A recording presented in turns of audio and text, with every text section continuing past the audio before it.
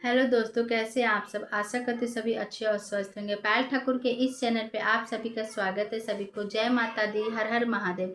रोज की तरह मैं आप लोग के सामने बहुत ही प्यारा शिव चर्चा गीत लेकर आई हूँ। आप लोग इस गीत को सुनना, लाइक करना, कमेंट करना। अभी तक जो लोग मेरे चैनल को सब्सक्राइब नहीं किए वो मेरे चैनल को सब्सक्राइब कीजिएगा और गीत को प्लीज़ पूरा सुनिएगा। बाहर की आवाज़ों को अनदेखा कीजिएगा, क्योंकि मैं पहले ही बता दी हूँ आपको कि बाहर बहुत सारे लोग हैं, उधर काम चल रहा है तो उसका आवाज़ आ सकता है और मैं बिना माइक का गाती हूँ, तो उस आवाज़ को आप लोग अनदेखा कीजिएगा और मेरे गीत को सुनिएगा।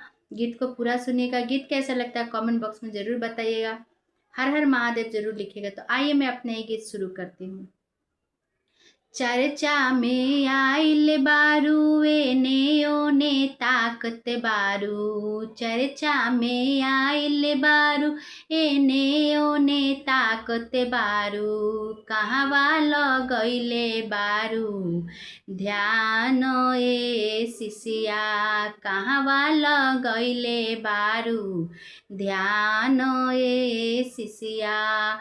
चर्चा में आइल बारू एने ओने ताकत बारू। चर्चा में आइल बारू एने ओने देखत बारू। कहवा लगैले बारू ध्यान ए शिष्या। कहवा लगैले बारू ध्यान ए सखिया। हमरे शिव गुरु जी के बरे बरे जाटावा हो। हमरे शिव गुरु जी के बरे बरे जाटावा हो। जटवा से बहे गंगा धार ए शिष्या। ओही पर लगैले बानी ध्यान ए सखिया।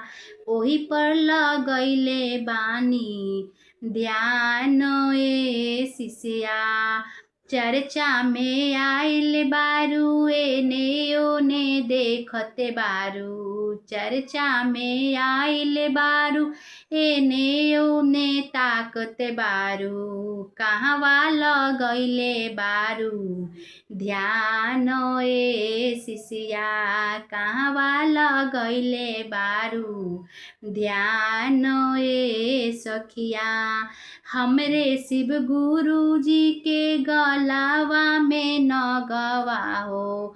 हमरे शिव गुरु जी के गलावा में नगवा हो। डमरू पर धैले बानी ध्यान ए शिष्या। डमरू पर धैले बानी ध्यान ए सखिया। चर्चा में आइल बारू एने ओने ताकत बारू। चर्चा में आइल बारू एने ओने देखत बारू। कहवा लगैले बारू ध्यान ए शिष्या। कहवा लगैले बारू ध्यान ए शिष्या। हमरे शिव गुरु जी के भस्म भभूतिया हो। हमरे शिव गुरु जी के भस्म भभूतिया हो। बसहा पर धैले बानी ध्यान ए सखिया। बसहा पर धैले बानी ध्यान ए सखिया। चर्चा में आइल बारू एने ओने ताकत बारू। चर्चा में आइल बारू एने ओने देखत बारू। कहवा लगैले बारू ध्यान ए सखिया। कहवा लगैले बारू ध्यान ए बहिना। हमरे शिव गुरु जी के बरे बरे आँखिया हो। हमरे शिव गुरु जी के बरे बरे आँखिया हो। ओही में बसल बादुलार ए सखिया। ओही में बसल बाहो प्यार ए सखिया।